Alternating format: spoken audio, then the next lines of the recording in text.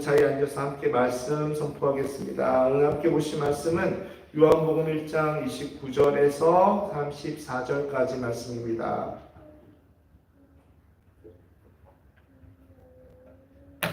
요한복음 1장 29절에서 34절까지 말씀입니다. 저와 한 목소리로 동독하도록 하겠습니다. 이튿날 요한이 예수께서 자기에게 나아오심을 보고 이르되 보라 세상 죄를 지고 가는 하나님의 어린 양이로다. 내가 전에 말하기를 내 뒤에 오는 사람이 있는데 나보다 앞선 것은 그가 나보다 먼저 계심이라 한 것이 이 사람을 가리킴이라. 나도 그를 알지 못하였으나 내가 와서 물로 세례를 베푸는 것은 그를 이스라엘에 나타내려 함이라 하니라. 요한이 또 증언하여 이르되 내가 보매 성령이 비둘기같이 하늘로부터 내려와서 그의 위에 머물렀더라. 나도 그를 알지 못하였으나 나를 보내어 물로 세례를 베풀라 하신 그이가 나에게 말씀하시되 성령이 내려서 누구 위에든지 머무는 것을 보거든 그가 곧 성령으로 세례를 베푸는 이인 줄 알라 하셨기에 내가 보고 그가 하나님의 아들심을 증언하였노라 하니라. 아멘. 우리 앞뒤 좌우 바라보면서 함께 선포할게요. 할렐루야. 할렐루야. 네, 우리 같이 따라할게요. 예수님 때문에 가슴에 손을 대시고요. 내 심장이 비 오는 오늘날도 쿵쾅쿵쾅 뜁니다. 아멘. 같이 가슴에 손대고 노래하면서 선포할게요. 한 주간 전쟁 같은 삶을 살았을 수 있지만 잘했다라고 마음을 강하고 담대히 하라. 두려워 말며 놀라지 말라. 내가 어디로 가든지 내 하나님 여호와가 나와 함께함이라. 아멘. 여러분, 예수님이 매번 여쭤보고 다시 한번 확인해 봤습니다. 예수님이 다시 오실 날을 기다리십니까? 아멘. 네. 여러분, 오늘 주제 한번 같이 선포하겠습니다. 같이 한번 따라해 볼게요. 주현절 성령 침례의 시작. 네, 성령 침례의 시작이라는 것이죠. 여러분, 오늘 본문 29절에 침례 요한은 사도 요한이 아니에요. 침례 요한은 자신이 서 있는 방향으로 걸어오시는 예수님을 아주 주의 깊게 살펴봅니다. 막 침례를 주고 있는데 예수님이 뚜벅뚜벅 걸어오시는 거예요. 여기에서 원어적인 뉘앙스를 좀 그대로 살려서 우리가 유추해 볼 수 있는 것이 있는데요.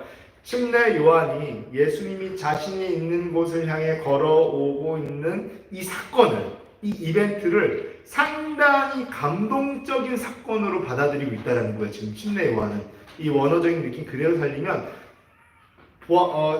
자신에게 걸어오시는 주님을 보고 굉장히 심장이 터질 것 같이 받아들이고 있었다라는 것입니다. 그 이유가 뭐였을까요? 무엇이었을까요? 왜 요한은 심장이 터질 것 같은 흥분할 정도로 그 다가오시는 그 자체에 감동했을까요? 여러분, 만약에 생각하고 있는데 물론 우리가 그럴 필요도 없고 그래서도 안 되겠지만 목사라는 이름으로 여러분에게 뚜벅뚜벅 다가갔을 때 여러분 심장이 막 터질 것 같이 그런 적이 없을 거예요. 그러나 한 번쯤 생각해보세요. 예수님이 나에게 다가오고 계시는데 그때 신적으로 사람들에게 인지된 그런 상황이 아니에요. 그런데 예수님이 다가오실 때 침례 요한의 심장이 터질 것 같았었어요. 왜냐하면 사실은 삼위일체 하나님의 한 위격이신 성령께서 이미 감동하심으로 인해서 이 사건 이전에 이미 감동하심으로 인해서 그 세상을 구원할 구원자가 이미 이 땅에 오셨다라는 것을 어렸을 때부터 침례 요한은 알고 있었어요. 어렸을 때부터 알고 있었다라는 겁니다. 그러나 그가 누구인지는 아직 모르는 상태였습니다. 어떤 방식으로 세상을 구원할지에 대해서는 완전히 깨닫지 못했어요. 저번에 말씀드린 것처럼 슈퍼 히어로가 될지 그것은 상상이 잘 안 가는 부분이에요. 침례 요한에게 허락된 부분도 아니었고, 그렇기 때문에 구원자가 이미 이 땅에 오셨다는 것을 알고 있었지만 어떤 방식으로 세상을 구원할지에 대해서 완전히 깨닫지는 못한 상태였던 것이에요. 사실은 분명한 것은 그 구원자가 이미 와 있고 아직 드러나지는 않으셔서, 제가 와 있는데 이불을 이렇게 덮고 있는 것과 똑같은 거죠. 이미 와서 존재하고 있는데 본인도 매우 궁금한 상태였던 겁니다. 누굴까 궁금한 상태였던 거예요. 그런데 친척 관계에 있는 예수께서 뚜벅뚜벅 지금 걸어 들어오시는 겁니다. 친척 관계에 있었던 예수께서, 물론 침례 요한의 이러한 관계는 자칫 이 복음서를 쓰고 있는 사도 요한의 입장에서 볼 때 예수 그리스도의 신적 권위를 떨어뜨릴 위험성이 있기 때문에 복음서에서 강조하지 않아요. 친척이니 뭐 이런 소리를 강조하지 않습니다. 사람들이 거기에 쏠릴 것 같으니까 강조하지 않습니다.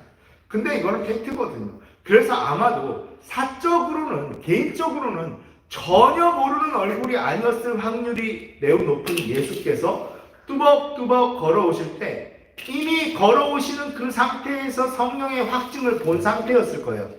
그러니까 우리는 비둘기같이 내려오는 것, 성령이 비둘기같이 내려오는 것을 언제 봤을까? 시점이 언제일까요?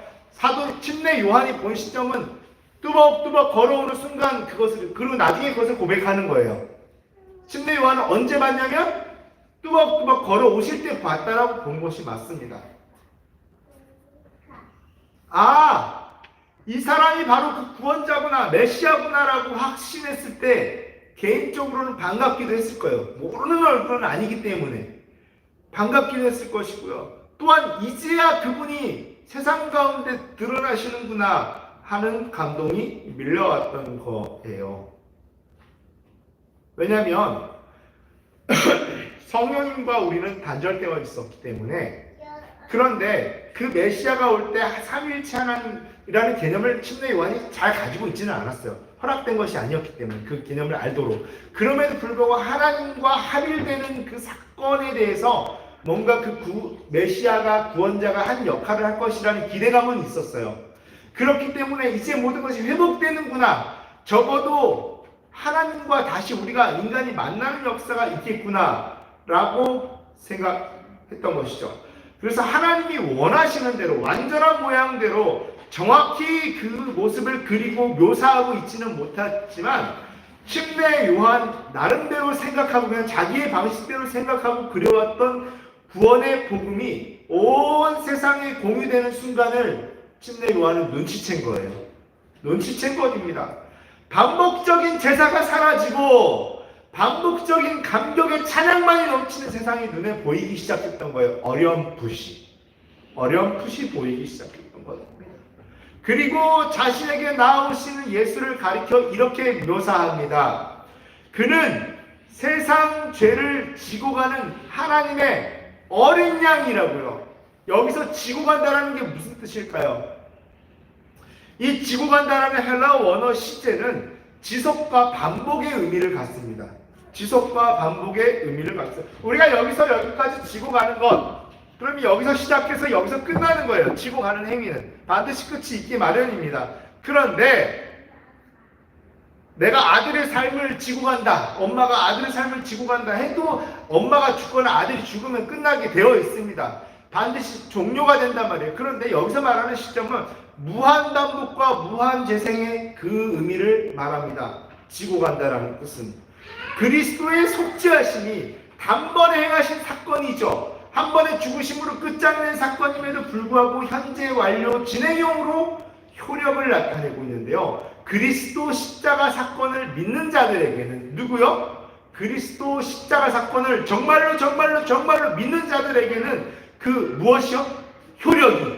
효력이 지속적으로 반복적으로 영원토록 있음을 나타내고 있는 겁니다. 그래서 세상 죄를 지고 간다는 것을 여러분 믿으십니까?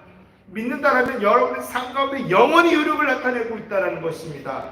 지고 간다라는 뜻이 마치 잠시 거들고 감당한다는 느낌이 있죠. 그러나 여기서는 다릅니다. 실제로 어떤 것을 도려내버리고 수술해버리고 제거해버린다는 뜻이 지고 간다는 뜻이에요. 잠깐 이렇게 나누어서 지고 간다는 느낌이 아니라 제거해버리고 도려내버린다는 뜻입니다. 침례 요한은 흥분했던 거예요. 굉장히 흥분했습니다. 우리 아사셀 염소라고 들어보셨죠? 그 아사셀 염소에게 죄를 지워서 광야로 가게 하거나 제물을 제단 위에 불사른 구약의 제사들을 여러분이 알고 계실 거예요. 그런데 결코 죄를 일시적으로나마 없앤 적은 한 번도 없었습니다. 한 번도 없었어요. 현대인들은 구약의 제사에 관해서 종종 착각을 합니다.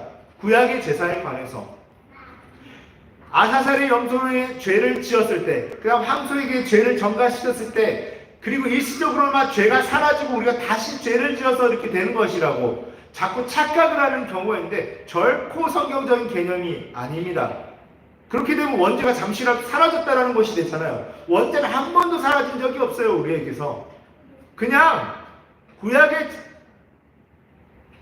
제사는요, 구약의 제사의 한계는 그 죄를 영원히 없애버리지는 못하는 것이라고 그냥 우리가 착각을 합니다. 그러나 일시적으로는 없어졌다. 여러분, 아사셀의 염소에게 죄를 지어서 광야로 보내는 것, 이것도요, 제물을 대신 죽여서 제단 위에 불사르는 것도요, 하나님의 요구, 리콰이어였을 뿐이에요. 너는 죄인이니까 이렇게, 그러나 이렇게 하면 죄가 일시적으로나마 없어질 거라고 하진 않았어요. 이렇게 해라고, 그냥 이렇게 하면 내가 잠시 참을게 였지, 잠시 너희의 죄가 없어졌다라고 한 것은 굉장한 착각입니다. 너희가 이렇게 내가 요구하는 대로, 리콰이어 하는 대로 하면 내가 계속해서 참는 것을 유지할게, 이 분노를 참을게 라는 것이지 죄가 없어진 것은 아닌 것이죠. 하나님은 왜 그런 요구, 리콰이어를 하셨을까요? 바로 우리 인류가 죄인된 신부님을 잊지 않게 하기 위한 임시조치였어요. 너희가 죄인이라는 것을 잊지만 않는다면 내가 참고 있겠다 라는 뜻인 거예요. 그러한 임시조치들이 임시적으로나마 죄를 없게 한 적은 한 번도 없었어요. 죄는 연속적으로 계속 우리에게 존재해 왔습니다. 우리는 죄된 신분으로 존재했다는 겁니다. 제사를 지낼 때마다 잠깐 신분이 바뀌었다가 다시 죄인이 되고 이런 것이 아니었다는 것이에요. 그렇기 때문에 하나님과의 관계는, 만약에 이 제사를 통한 것, 아사셀의 염소를 보내는 것을 통해서 죄가 잠시나마 없어진다면 하나님과 잠시나마 뭐예요? 기쁨이 있었을 거예요. 전혀 그렇지 않았어요. 그 순간마저도 만약에 그렇다면 우리는 그 지성소를 뚫고 들어가도 돼요, 안 돼요? 되겠죠, 당연히. 그러나 그게 허락됐습니까? 허락되지 않았어요. 그 이유가 무엇입니까? 그래서 하나님과의 관계는 늘 불안하고 긴장감이 있고 아플 뿐인 거예요. 저와 어떤 성도가 무슨 어떤 불편한 일이 있는데 해결이 되지 않았어요. 제가 옆으로 지나갈 때, 또는 그 성도가 옆으로 지나갈 때 기분이 어떻겠습니까? 불안하고 긴장이 팽배합니다. 어떤 말이 터질지 몰라요. 계속 이 상태가 유지되었다는 거예요. 그냥 유지되었다는 겁니다. 하나님과의 관계는 늘 불안하고 긴장감이 있고 아플 뿐이었어요. 그리고 30절의 침례 요한은 이렇게 말합니다. 이렇게 말했다고 사도 요한은 기록하고 있어요. 내가 예전부터 말해왔다시피 내 뒤에 등장하는 주인공이 한 명 있을 건데 그는 사실상 본질적으로 사실은 다 이해하지 못한 말을 합니다. 그는 사실상 본질적으로 하나님으로서 내가 존재하기 전부터 삼위일체 하나님과 먼저 존재하셨던 분이라는 식으로 이야기를 합니다. 근데 이게 무엇을 말하는지 침례 요한도 사실 다 이해를 하지는 못했던 것 같아요. 그리고 31절에 침례 요한 자신도 사실 그분 예수 그리스도를 알지 못했다라고 고백합니다. 이것은 인간적인 관계 안에서 일면식도 없다라는 뜻이 되지는 않아요. 내가 저 사람을 전혀 몰랐다는 뜻이 아닙니다. 어렸을 때부터 집안에서 예수의 초자연적인 출생을 들었어요. 침례 요한은. 친척 되시는 예수가 조금 특별한 사람이라는 것을 알고는 있었어요. 예수가 조금 특별한 사람이라는 것을 알고는 있었으나 예수 그리스도의 진짜 신적인 본질과 정체성, 아이덴티티, 그리고 즉 본래 하나님 되심과 이 땅에 무슨 일을 하러 오셨는지에 관해서는 전혀 알지 못했던 것입니다. 그냥 조금 특별한 선지자 정도로 생각하고 자랐을 확률이 매우 높아요. 침례 요한은. 그러나 이제 침례 요한 자신이 물로 침례를 베푸는 이유가 뭐냐? 위대한 구원자 예수 그리스도의 등장을 알리기 위한 거라는 거예요. 그렇기에 드디어 30년 만에 사람들은 완전한 인간으로 오신 변함없는 하나님이신 예수 그리스도를 주목하게 된 것입니다. 침례 요한의 물세례 사건으로 인하여서. 그렇기에 32절에 침례 요한은 자신이 직접 목격한 사실을 말하며 확신에 가득 차 있어요. 자신이 직접 뭐 했다고요? 목격한 사건이에요. 이것은 성도는요, 확신에 차서 그리스도를 증거하기 위해서는 이와 같은 확고한 성령 체험이 필요합니다. 뭐가 필요하다고요? 성령 체험이 필요합니다. 그런 체험 가운데 기반한 침례 요한의 증언은 이렇습니다. 성령이 마치 비둘기처럼 하늘로부터 내려와서 그의 위에 머물렀다고요. 이것을 또 오해해석해가지고 물침례를 받는 순간 인간 예수가 신격화되었다, 그때부터 인정받았다 라고 하게 되면 양자설인 이단이 되는 거예요. 원래 그냥 인간이었는데 그때 신으로 등급이 상승되었다라는 이단적인 생각입니다.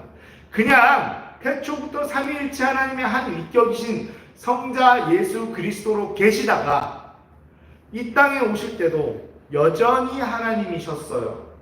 완전한 인간의 육신을 덧입으셨을 뿐이에요. 그렇게 변함없는 삼위일체의 구도와 그 관계가 눈에 보인 것이에요. 그 사람들에게 특별히. 그때 기름 부음을 받은 것이 아니에요. 그때 비로소 기름 부음을 받은 것이 아닙니다. 침례 받을 때. 그때 비로소 사람들의 눈이 영안이 열린 거예요. 그냥 잠시. 그렇게 보인 것입니다. 그리고 33절에 침례 요한은 이렇게 고백합니다. 하나님께서 나로 하여금 물침례를 행하게 하는 그분이 바로 하나님으로서 곧 우리에게 성령으로 침례를 베푸는 분이시라고요. 요한이 베풀던 물침례는 마음을 준비하는 뭐에 관련된 것일까요? 회개에 관련된 것입니다. 회개에 임발부된 거예요. 관련된 거예요. 회개에 관련된 것입니다. 그런데 삼위일체 하나님이신 예수께서 행하시는, 성자 예수 그리스도께서 행하시는 성령으로 인한 침례에는 실제로 구원으로 인도하거나 또는 이미 구원받은 자를 거룩으로 유지하게 하는 능력 부여라는 거예요. 우리 같이 따라해볼까요? 능력 부여. 여러분, 성령 침례 받으시기를 축원합니다. 성도의 신분을 보장해 줍니다. 성도의 신분을 보장해 주고 이탈하지 않도록 보호받기 위해서는 성령 침례가 필요합니다. 이 성령 침례가 없으면 의심과 의심의 공격이 바늘처럼 나를 찌르는데 견딜 수가 없습니다. 찬양 하나를 해도요, 왜 저 찬양이 짜증나는지 모르겠어요. 리피스라면 짜증납니다. 왜 그럴까요? 말씀을 들어도 짜증이 나요. 왜냐하면 구원은 받았을지 모르겠지만 성령으로 감싸고 있지 않기 때문에 이 마귀가 계속 찌르는 것들에 대해서 나는 그냥 노출되어 있기 때문인 것입니다. 그래서 보호받기 위해서 성령 침례는 반드시 필요한 것입니다. 그럴 때 성령 침례를 받을 때 우리는 34절과 같이 우리는 보고 목격하고 예수가 하나님이심을 증언할 수 있어요. 그렇게 안 믿어지는 상태에서는 말이 안 나옵니다. 잘 안 나와요. 그런데 성령 침례를 받잖아요. 방언이 나오잖아요. 방언이 구원은 아니에요. 그럼에도 불구하고 방언이 나오잖아요. 확신에 가득 차게 됩니다. 성령님을 만났거든요. 하나님이 계신다고 두드려 맞아도, 꿀방울 맞아도 얘기합니다. 아니야, 하나님 살아계신다고 얘기하게 됩니다. 근데 이게 안 되면요, 꿀방울 때리면 아니야, 잠깐 멈추게 되고요. 사람이 멈칫하게 됩니다. 성령 충만을 받고 성령 충만한 삶을 유지해 나가는 거예요. 성령 충만한 삶. 성령 충만한 삶의 특징 중에 하나가 무엇일까요? 우리가 따라할까? 방언 기도. 방언 기도가 넘치는 삶이 그 특징 중에 하나입니다. 방언이 구원을 뜻하지는 않습니다. 하지만 성령 충만한 삶에 있어서 대단히 중요한 특징이 바로 방언 기도가 넘치는 삶이에요. 여러분 한번 생각해 보세요. 제가 자주 하는 이야기인데요. 하나님이 모세를 통해서 출애굽하는 과정이 있습니다. 이방 민족과 싸우는 장면에서 모세는 손을 들고 기도하기보다는 뭘 할 수 있었을까요? 전투를 직접 지휘할 수도 있었어요.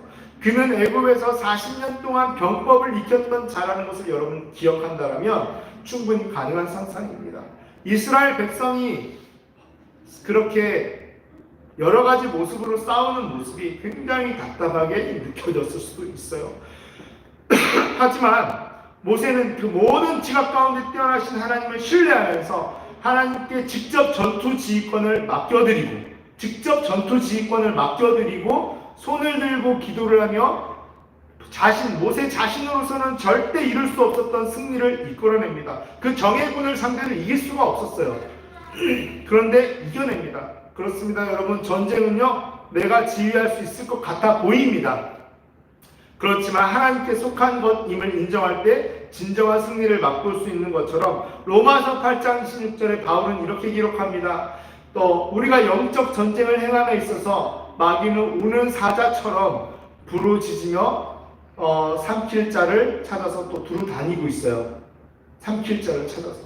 그 가운데 우리는 연약한 부분을 기도로 방어하고 진취적으로 마귀를 대적해야 되지만 사실 우리가 당장 3차원의 현실 세계를 해서 인지하는 어려움 외에는 영적인 함정들을 다 알지 못해요. 내 자녀가 자꾸 문제가 있어요. 문제가 있습니다.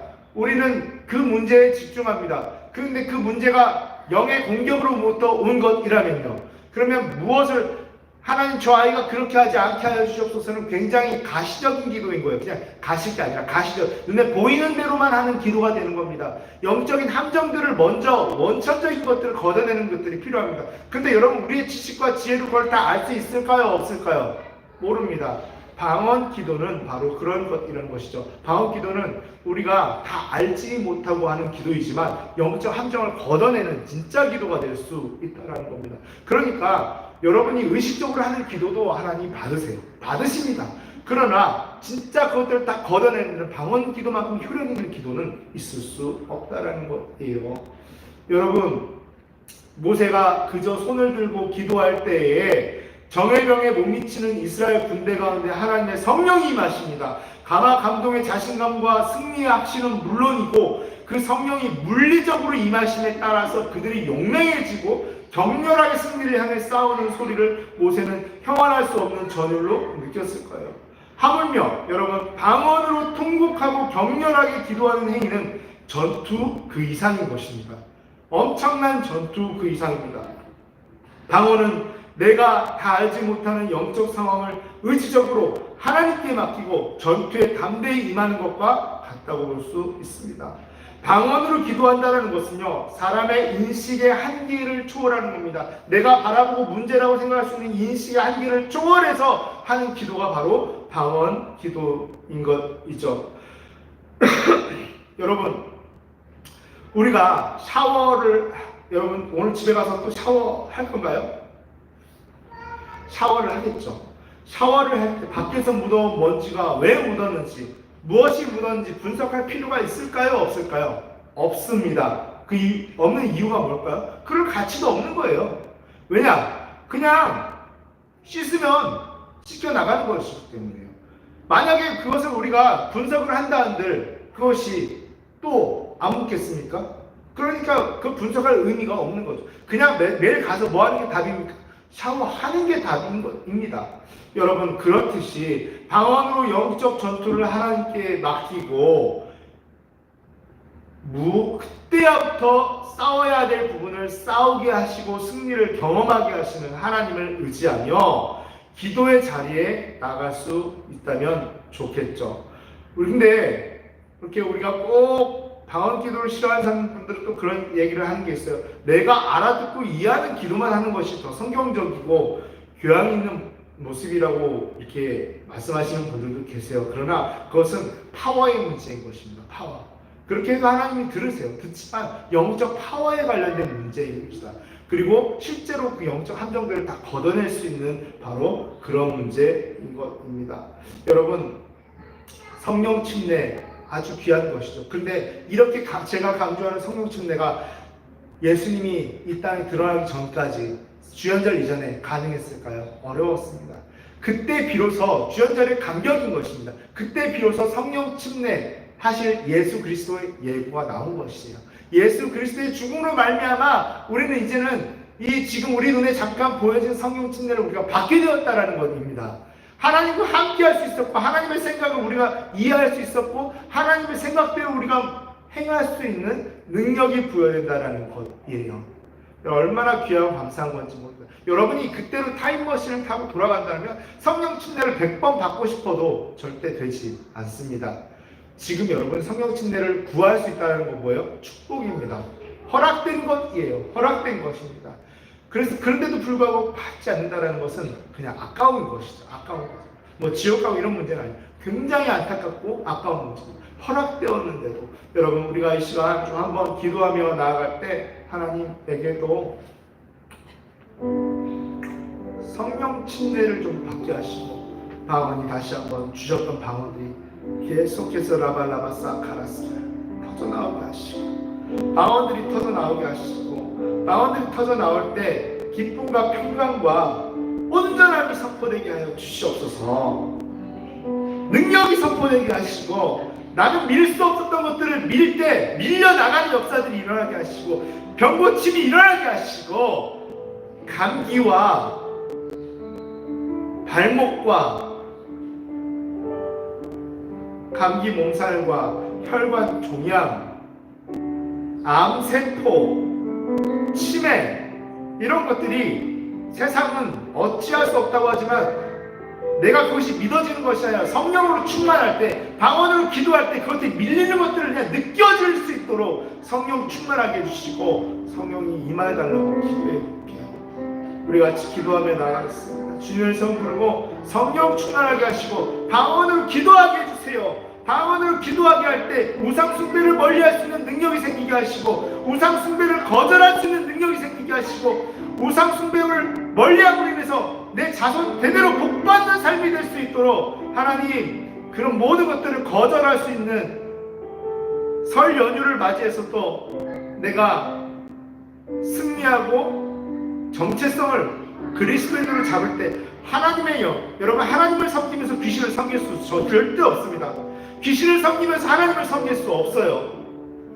그렇게 하나님만 섬길 수 있는 그런 전체적인 우리 가정이 될 수 있도록 기도하면서 그러려면 어떻게 됩니까? 방언을 받고 성령 충만함을 받아야 됩니다.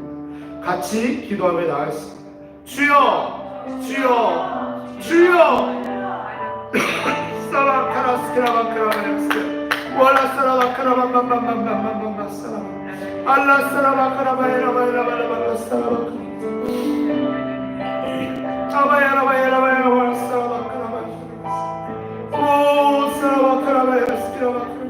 하나님 내가 하나님을 선택하기로 결정하였사오니 하나님을 믿기로 결정하였사오니 주여 역사하여 주시옵소서.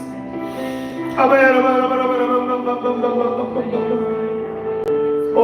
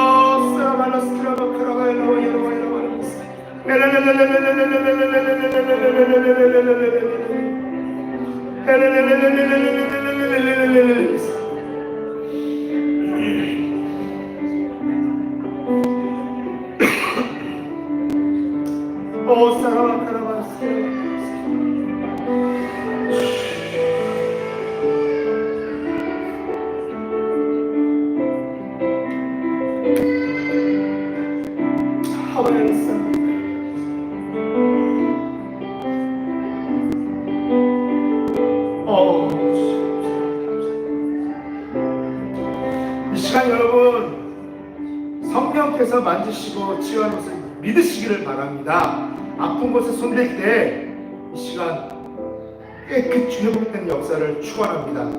나사렛 예수 그리스도의 이름과 성령의 권능으로 명하노니 감기 몸살과 혈관 종양과 악종 암세포와 치매 모든 것은 물러설지어다. 비롯한 모든 질병들은 물러설지어다. 나사렛 예수 그리스도의 이름과 성령의 권능으로 명하노니 감기 몸살과 혈관 종양과 암세포와 치매를 비롯한 모든 더러운 질병들은 묶임을 받고 떠나갈지어다.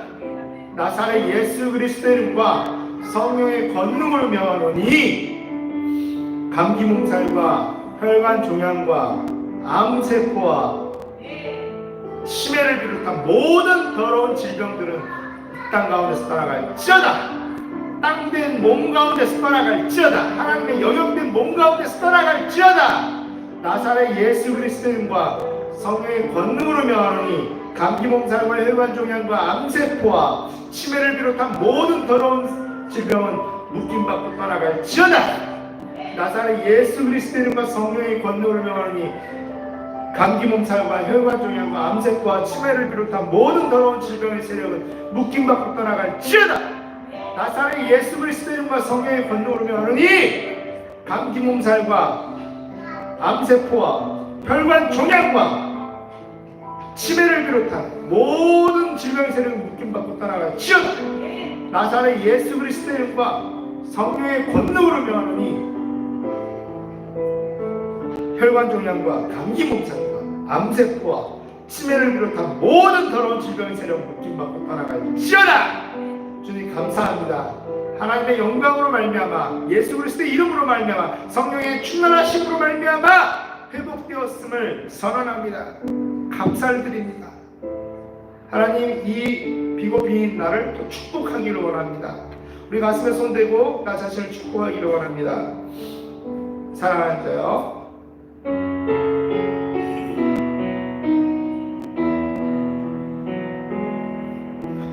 사랑하는 자여, 나의 영혼이 잘됨 같이 언제나